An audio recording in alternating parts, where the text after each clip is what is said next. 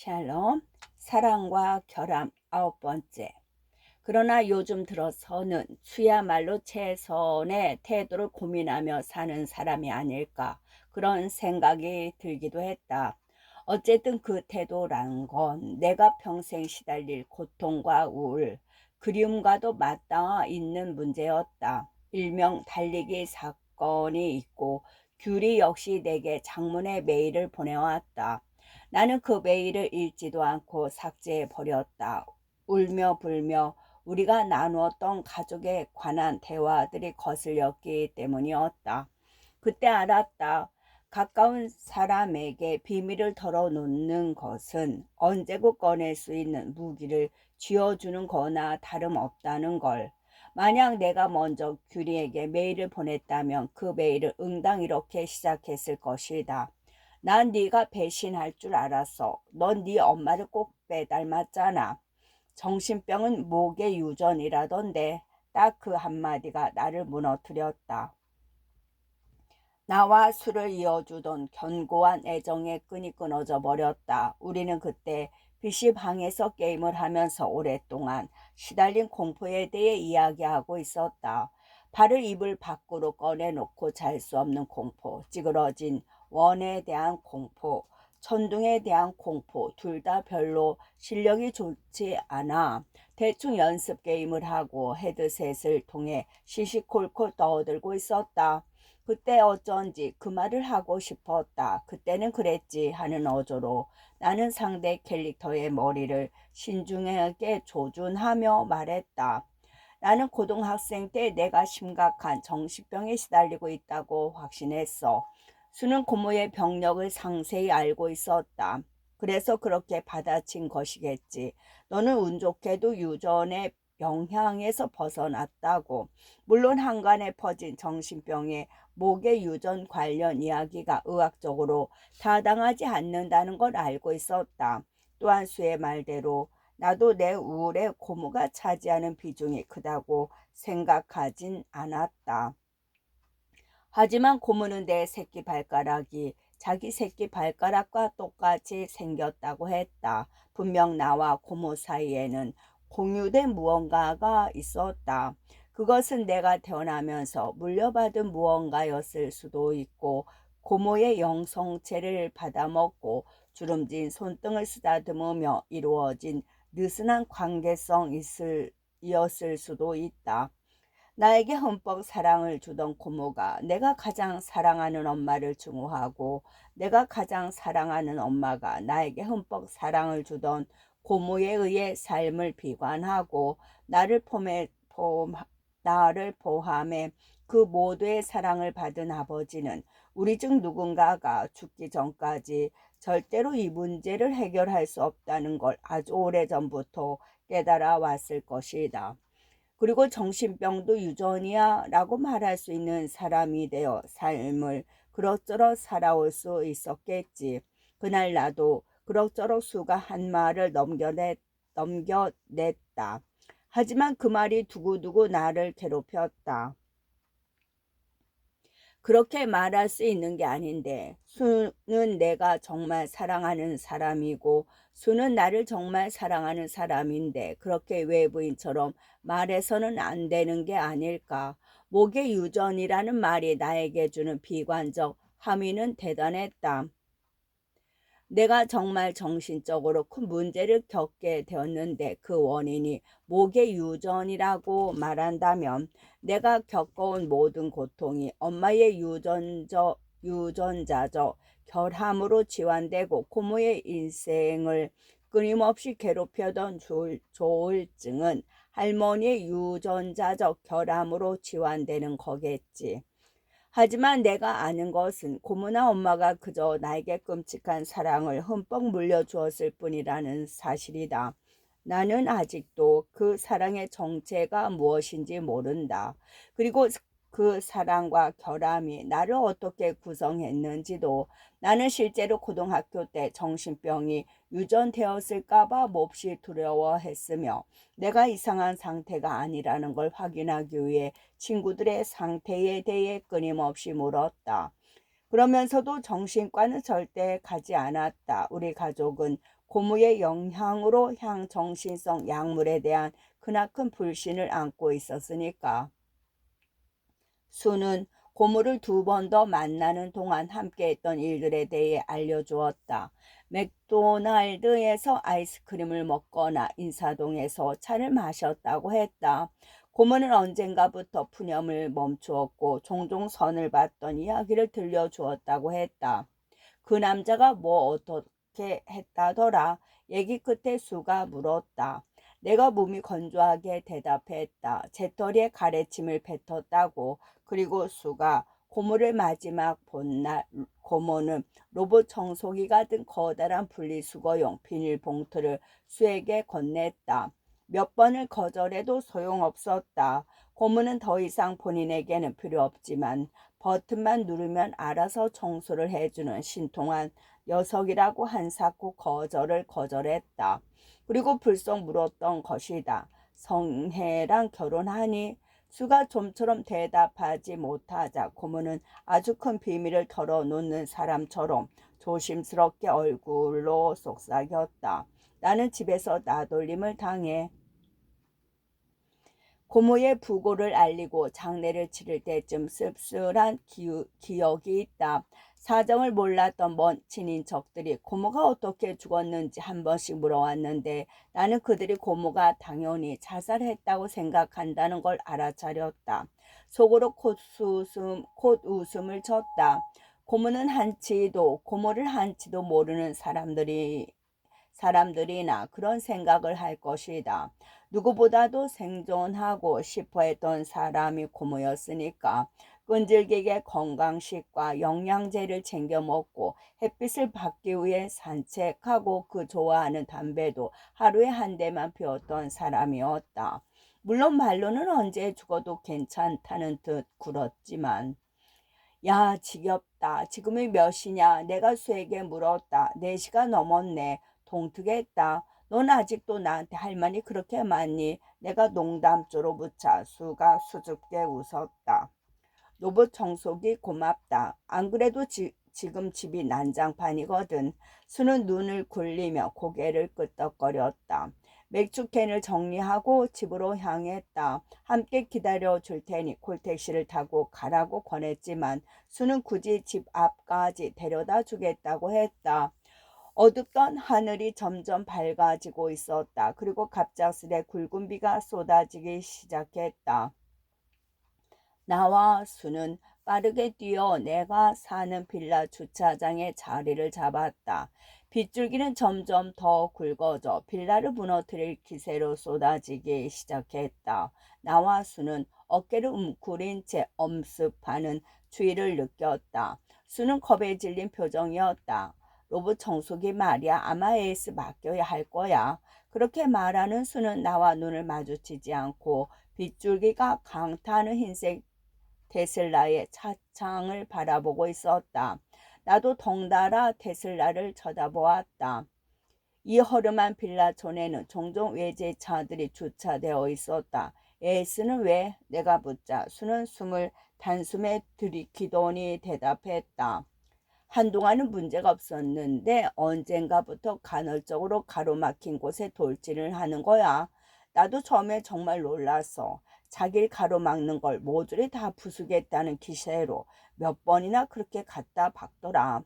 나는 수의 말을 듣고 웃었다. 청소기가 산책이 절실한가 봐. 그렇게 말하는 수는 웃지 않았다. 언젠가는 로봇 청소기가 싱크대를 여러 번 박는 바람에 유리잔이 떨어져 깨졌다고 했다. 바로 가서 끄면 되잖아. 내가 그렇게 말하자 수는 오랜만에 내게 화를 냈다. 그런 종류의 문제가 아니야. 겁이 났구나. 겁? 그게 다가 아니야. 넌 한 번도 겪어보지 않아서 그렇게 말할 수 있는 거야. 그 로봇 청소기는 나한테 화를 내고 있어서 뭔가를 보여주고 있었던 거라고. 그제야 깨달았다. 수가 맨 처음 나에게 전화로 했던 말의 의미를. 줄 게 있어. 그러니까 수가 진심으로 하고 싶었던 말은 이랬을 것이다. 줄 게 있어. 나보다 네가 책임져야 마땅한 거. 나는 어쩐지 머리가 맑아지는 느낌이 들었다. 내몰린 사람이 스스로에게 먼저 기회를 주는 것처럼 마땅한 일은 없다. 하지만 나는 언젠고 수가 벼랑 끝에서 자신보다 나를 위해 주길 바랐다. 장례식 이후 엄마와 아버지는 고무방 옷장에 깊숙한 곳에서 돈 가방을 발견했다. 현금 다발로 가득 채워진 그 가방에는 쪽지 한 장이 함께 들어있었다. 나의 아들 상훈에게 전해다오. 상훈 고모가 시집갔다 소박을 맞은 애딸린 남자의 아이였다. 고모는 술을 마실 때면 종종 상훈에 대해 이야기하곤 했다. 걔를 아빠랑 있게 해선 안 된다고. 그 애는 내가 챙겨야 했는데 나만 도망쳐서는 안 됐는데 고모는 벼랑 끝으로 내몰린 상황에서 자신을 지켰다. 그리고 그 마땅한 선택의 대가로 남은 평생을 죄책감에 시달렸다. 우리 가족은 그 돈다발을 어떻게 할지 고민하고 있었다. 배신감은 들지 않았다. 엄마와 아버지도 그런 것 같았다. 나는 그 돈다발을 발견하고 오히려 마음이 편안해질 정도였다. 나는 침울한 표정을 한 수의 어깨를 두드렸다. 고마워. 솔직하게 말해줘서. 그러자 수가 작게 중얼거렸다. 정말 이상한 일이야. 정말로. 나는 노부 청소기가 반복적으로 돌아가는 고모의 작은 방을 해보았다. 그곳에서도 나름의 일들이 일어나고 생활에 쌓여 세월이 되고 축적된 삶의 방식과 고유의 냄새 같은 것들이 응집되어 있을 터였다. 비가 너무 많이 와. 수가 투정을 부리듯 말했다. 재워달라는 뜻이었다. 나는 고민을 좀 하다가 거절했다. 집에 돌아오자마자 샤워를 하고 따뜻한 차를 우린 뒤에 로봇 청소기를 가동했다. 경로 스캔 모드로 설정하니 로봇 청소기가 작은 집 구석구석을 돌아다니며 구조를 탐색하기 시작했다. 나는 청소기에 난 거칠고 깊은 흠집들을 바라보다가 차를 호로록 마셨다. 그리고 한 입에 약을 털어 넣었다. 전기 장판도 켰다. 어서 나른한 졸음이 밀려오기를 바랐다. 10시간 이상을 자면 머리가 이상해진다고 했다. 그런데 나는 그 이상해지는 느낌이 좋았다. 잠들려는 그 순간 저 멀리에서부터 쿵쿵쿵 벽을 찢는 소리가 들려왔다. 나는 비로소 이 순간이 잠이 드는 바로 그 순간이라는 걸 알아차렸다. 희미한 정신으로 눈을 떴을 때 순정의 로봇 청소기가 빈벽에 제 몸을 부술듯이 접안고 있었다. 그것은 정말이지 전원을 켜고 끄는 문제가 아니었다. 나는 어쩔 줄 몰라 하다가 달려가서 끝내 전원을 끄지도 못하고 청소기를 끌어안았다. 작은 바퀴들이 헛돌고 헛돌았다. 고모는 자주 물건을 부수기도 했고 아버지를 때리기도 했다. 그런 것들을 나는 누구에게도 말하지 않았다. 암이 재발하고 나서 고모는 빠르게 힘을 잃어갔다. 삐쩍 말랐고 입냄새가 심하게 났다. 병원에서 입원한 후로는 오롯이 누워만 있었다. 모든 힘을 소진한 사람처럼. 임종을 앞두고 고모는 숨 쉬는 것조차 힘에 부치는지 한마디도 하지 않았다. 그러다 아버지도 나도 아닌 엄마를 아주 오랫동안 빤히 바라보았다. 그리고 간신히 신음하며 말을 뱉었다. 미네야. 그런 다음 눈을 감았다. 우리 중 아무도 눈물을 흘리지 않았다. 다만 나는 그 순간 우리 가족이 가진 축축하고 퀴퀴한 기억들이 전부 엉켜버렸다고 생각했다. 엄마가 이렇게 말했기 때문이다. 저도요. 밤. 서울에서 대진의 집으로 향하는 버스는 막히지도 않고 늘 제 시간에 맞춰 목적지에 도착했다. 주말에도 명절에도 선거날에도 마찬가지였다. 나가는 사람도 들어오는 사람도 별로 없는 곳 센트럴시티 터미널에서 불과 2시간 남짓 걸리는 지역임에도 그랬다. 그래도 2년 만에 와본 공영 터미널 버스 터미널은 조금 달라져 있었다. 터미널 한가운데 나무 무늬 시트지를 덧바른 커다란 책상이 비치되어 있었다. 1시간 간격으로 있던 서울행 버스는 배차 시간이 무려 3시간 간격으로 늘어났는데 불평을 들은 직원도 사라지고 무입 매표기가 생겼다. 해나는 책상 위 달랑 놓인 체온계로 체온을 재고 손 소독제를 펌핑한 뒤 손을 맞비볐다. 시골도 별 수 없네. 그렇게 생각하며 무인 매표기 앞에 한가득 짐을 내려놓는 할머니를 바라보았다. 도와드려야 한다는 생각에 그 근처를 서성였다. 하지만 할머니는 멸치일동을 따듯이 민첩한 속도로 행선지를 클릭하고 IC 카드를 정확한 방향으로 투입하여 결제했다. 해나는 무안해져 얼른 터미널을 나섰고 무더운 날씨의 계절을 헤아리다 아직 6월도 되지 않았다는 것을 새삼스레 깨달았다. 대지인은 전통시장 근처 부동산에서 기다리겠다고 했다. 오랜만에 보는 장소가 기껏 부동산이라는 게 웃기긴 했지만 대진다운 장소 선택이었다. 대진은 요즘 부동산에도 커피 머신 다 있다며 한사코 카페 가기를 거부했다. 대진에게 카페는 조각 케이크를 먹으러 가는 곳이지 커피를 마시거나 대화를 하러 가는 곳은 아니었다. 해나는 서울에서부터 들고 온 자유카오카 초코 케이크를 조심스레 품에 안았다. 지우카오카 초코 케이크를 조심스레 품에 안았다. 그리고 몸에 둘러붙은 습하고 더운 기운을 가르며 부동산으로 향했다. 왔냐? 덥지 않아? 딸 레미가 미인이네. 부동산 아저씨가 사람 좋은 웃음을 지으며 말했다. 오랜만에 보는 대지는 그새 머리가 듬성듬성 빠지고 하얗게 새어 있었다. 염색 좀 하라니까. 해나는 부동산 아저씨에게 대충 고개를 꾹뻑한 뒤 투툴거리며 대진에게 케이크를 건넸다. 역시 아빠 챙기는 건 딸이라니까. 해나는 계속 딸딸거리는 부동산 아저씨에게 대충 웃어 보였다. 대진은 아저씨에게 포크 3개를 부탁한 뒤 케이크 상자를 열었다. 4만 원짜리 케이크를 지금은 여기서 모르는 아저씨랑. 해나는 금세 얼굴이 굳어졌지만 눈을 감고 크게 숨을 내쉬었다. 대진과 아저씨는 베이커리용 나이프를 박스에 그대로 넣어둔 채 포크로 케이크를 퍼먹었다. 그런데 해나야, 일반 토지는 비쌀 텐데 한참 케이크를 먹던 대진이 운을 뗐다. 알아. 그러니까 농지로 알아보자는 거지. 그럼 농사는 누가 지어? 아빠가. 대진은 그 소리를 듣자마자 고개를 뒤로 젖혀 크게 웃었다. 눈을 꼭 감고 못 말리겠다는 표정으로 어렸을 적 해나는 그 표정을 정말 좋아했다. 대진은 늘 그런 표정을 지은 뒤에 다정한 목소리로 해나를 설득해냈다. 누굴 닮아 그렇게 엉뚱하냐며 칭찬 아닌 칭찬을 해주기도 했다. 하지만 지금 해나는 정말 목말리도록 진심이었다.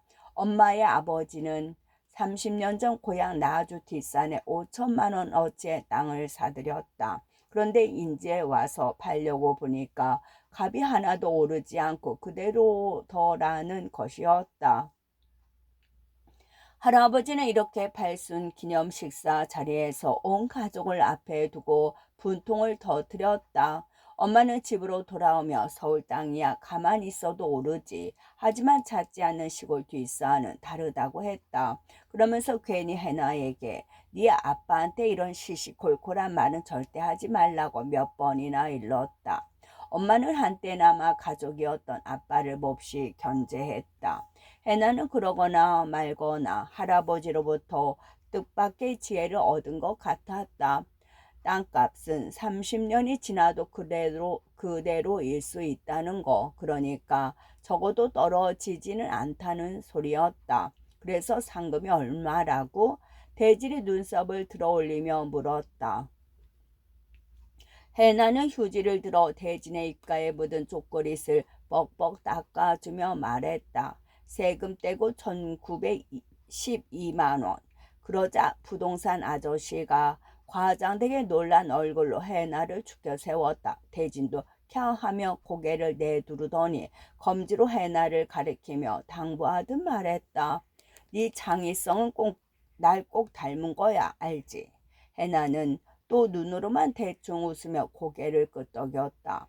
그러고는 장뜻 뭉개지고 녹아내린 초코 케이크를 바라보았다. 글쎄, 사실 해나는 그저 운이 좋았다고 생각할 뿐이었다.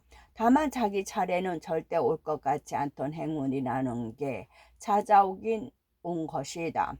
아주 급작스럽게. 사주팔자에서도 올해는 그저 건강만 하라고 했는데 해나는 처음 수상 소식을 들었던 순간을 곱씹으며 곱씹을수록 세상이 딱 죽지 않을 정도로만 자신의 삶을 독려하고 있다는 생각이 들었다.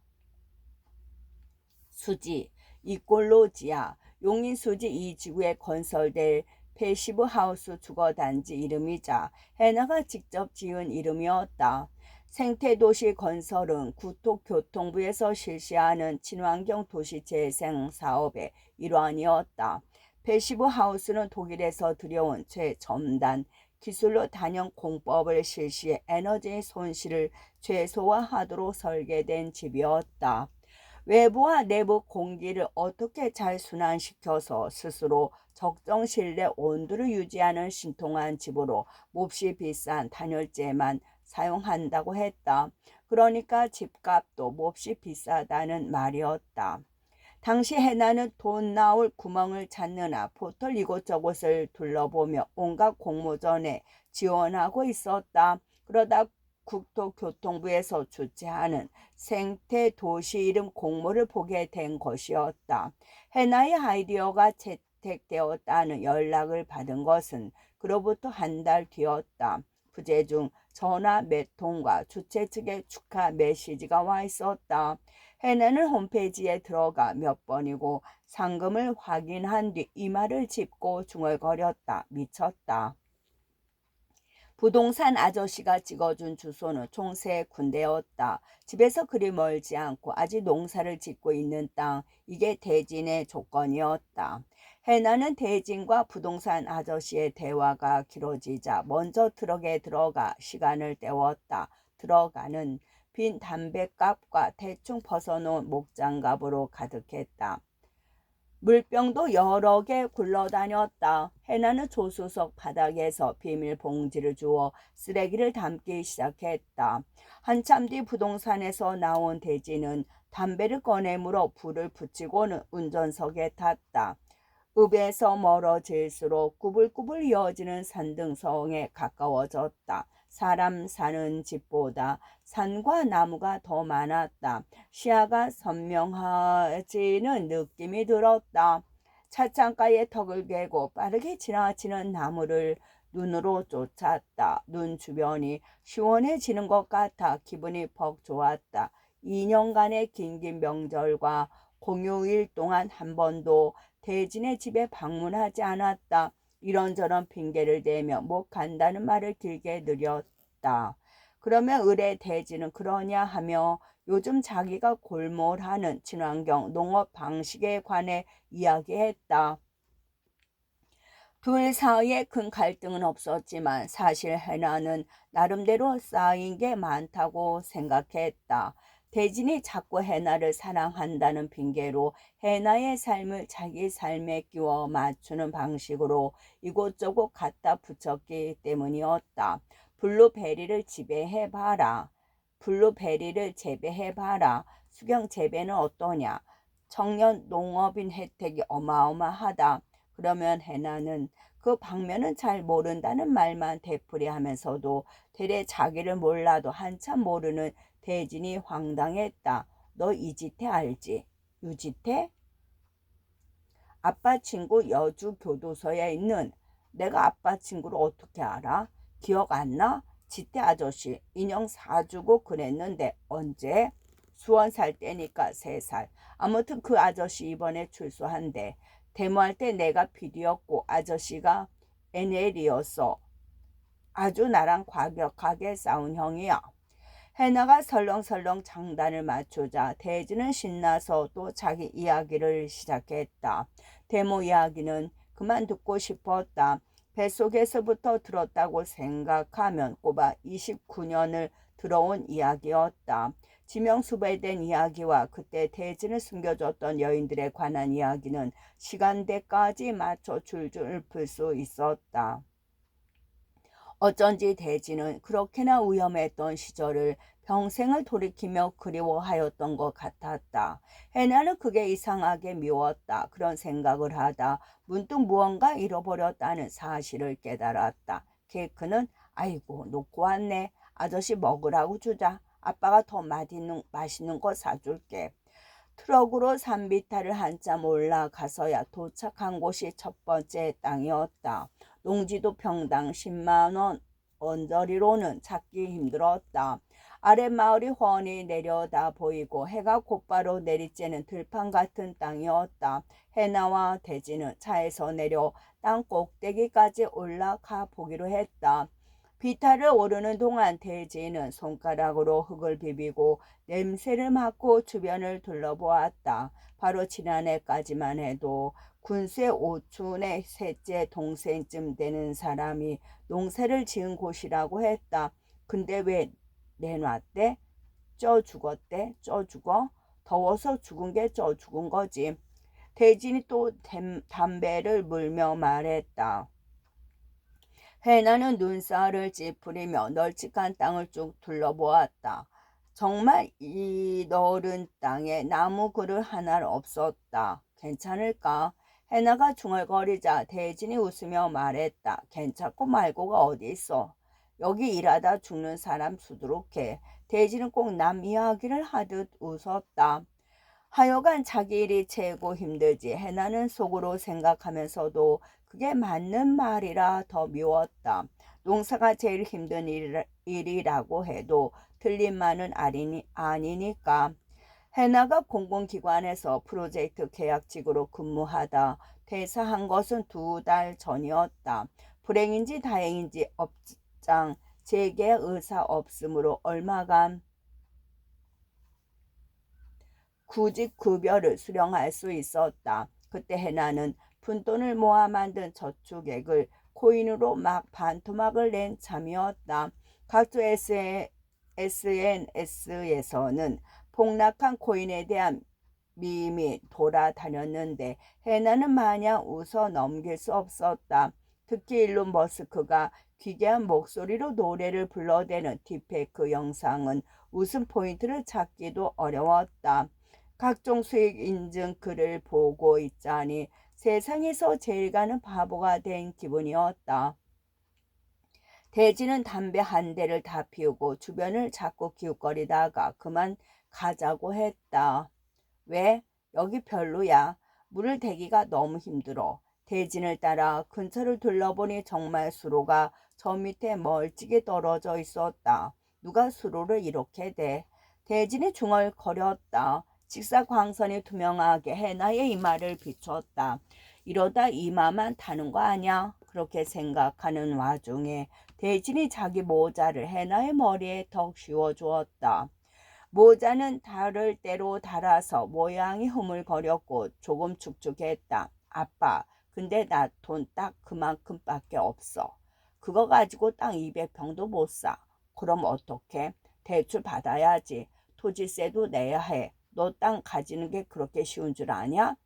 대진이 얄미운 말투로 말했다. 내 집 마련은 꿈도 못 꾸니 땅이라도 몇 평 가지자는 건데 얼마 되지도 않은 재산에 세금까지 낸다고 생각하면 한숨이 푹푹 나왔다.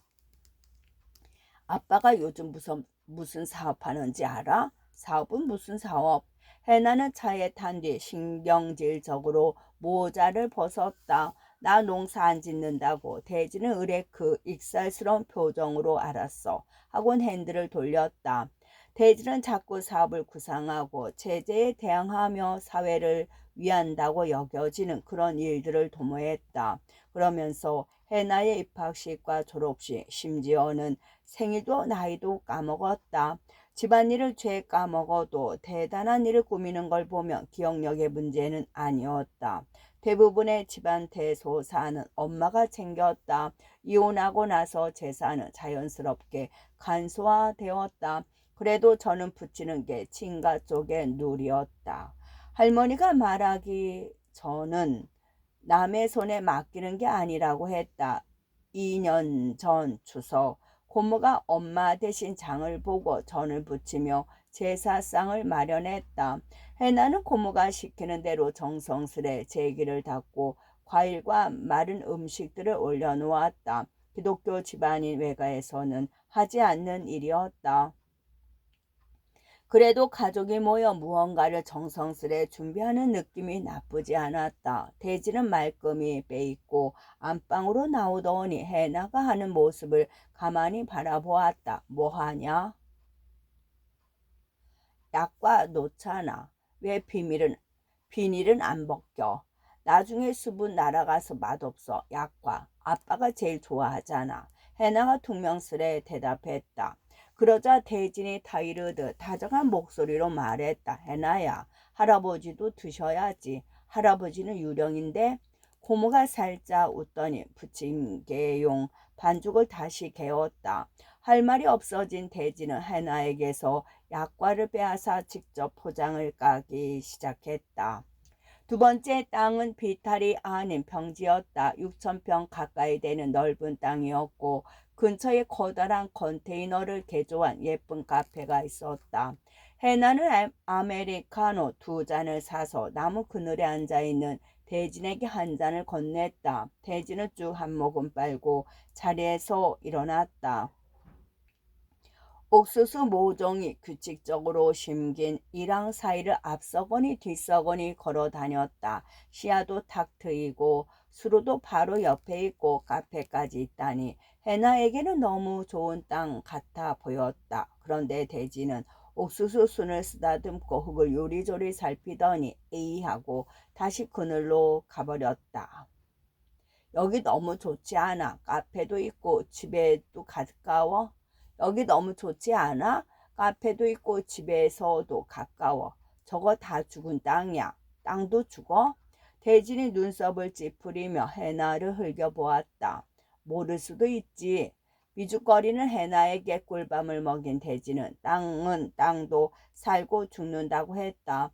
화학 비료를 많이 쓰면 땅이 제 기능을 못하고 토질이 바뀐다는 것이었다. 그런 땅에서는 더 이상 화학 비료 없이 재배를 할 수 없다며 스스로 재상하지 못하는 땅은 죽은 거나 다름없다고 했다. 해나는 꼭 그 말이 자신에게 하는 말처럼 느껴졌다. 일을 관두고 시간은 남아 도는데 침대에서 일어나 부엌까지 갈 힘조차 나지 않았다. 그러다 보면 매번 음식을 시켜 먹었고 쓰레기만 늘어갔다. 쓴맛이 날 만큼 매운 배달 음식을 주로 먹었고 매번 속이 부대꼈지만 손가락을 움직여 음식 주문한 일 말고는 아무것도 할 수 없었다. 돼지는 자리에서 일어나 근처에 있는 나뭇가지를 주었다. 그런 다음 전체 토지의 절반도 못 미치는 정도의 땅을 휘휘 저어 가리켰다. 안 살 거지만 만약 여기 산다면 이만큼 네 땅이 될 거야. 나머지는 하다가 고모가 엄마가 나머지는 아빠가 사지. 누가 직업도 없는데 대출을 해줘? 농업인도 아니고. 해나는 꽤 넓은 것 같지만 사실은 전체 면적의 30%도 되지 않는 자기 지분만큼의 땅을 찬찬히 걸어보았다. 여기서 뭘 할 수 있을까?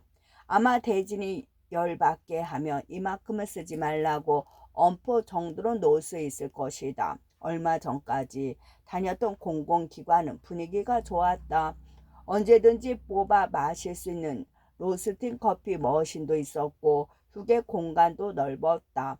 점심시간에는 인조 잔디가 깔린 쉼터에 배치된 빈백에 누워 쪽잠을 잘 수도 있었다. 하지만 엄밀히 말하면 해나는 공공기관 소속이 아니었다. 외주를 받은 회사에서 파견을 나왔으므로 공공기관의 일원은 아닌데 어쨌든 거기도 출근할 뿐이었다. 그래서 해나는 기관 휴무실이 소속된 회사의 휴무일이 아닐 때마다 빈 사무실을 이유 없이 지켜야 했다.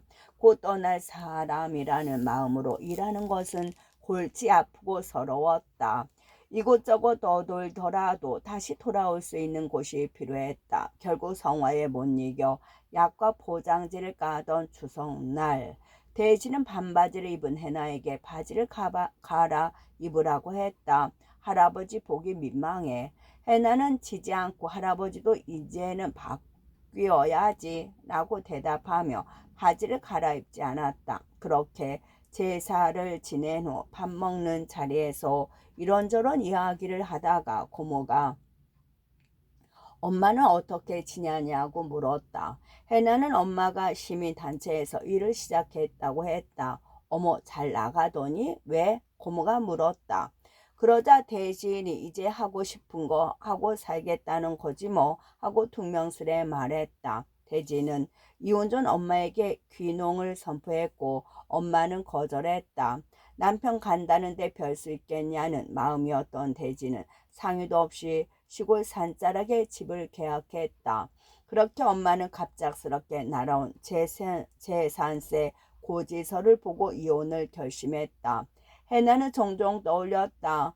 맑은 햇살이 들어오는 식탁에 앉아 영문 모를 재산세 고지서를 가만 들여다보고 있던 엄마를. 해나는 남자친구 있니? 고모가 물었다. 대진이 대신 대답했다. 내가 해나 시집 보내려고 돈 버는 거야. 나 비혼주의야. 그런 말 함부로 하지 마. 대진이 날카로운 목소리로 쏘아붙였다. 해나도 질세라 받아쳤다. 아빠야말로 함부로 말하지 마. 참다 못한 대진이 젓가락을 식탁에 던지듯 내려놓았다. 힘 조절이 안 돼 젓가락 한 짝이 퉁 기어올라 밥상 한가운데 자리한 산적 틈에 파묻혔다. 생전 할아버지가 고기를 좋아했다며 늘 가운데 올려놓는 음식이었다. 홍동백서 같은 건 아무도 몰랐기에 그렇게 했다. 대진이 소리를 질렀다. 네가 뭘 모르나 본데 주인이 뭐니 그딴 말 붙이면서 잘난 척하는 인간들 다 저열한 인간들이야. 샤머니즘의 현장에서 그런 소리를 하다니 해나는 눈물이 왈칵 쏟아질 것 같았다. 해나가 어렸을 때 대진은 거칠 것 없이 정의로운 사람이었다. 민주주의를 위해 투쟁하며 불이 든 병을 던지며 물티슈 공장에 위장 취업을 했다. 부당한 것은 참지 못했고 그러다 보니 작은 일 하나도 그냥 넘기지 못해 해나가 태어난 후로도 번번이 회사에서 잘렸다. 그들 가족은 점점 작은 집으로 이사하길 거듭했지만 어릴 적 해나는 대진이 들려주는 스펙터클한 이야기가 좋았고 처지 같은 건 아무래도 상관없었다. 그럼 아빠는 저열해? 그고 나니 세상에 대고 자꾸 억지를 부리는 쪽은 대진이라는 생각이 들었다. 원래 정직하게 살면 가난한 거야. 대진이 자주 하는 말이었다.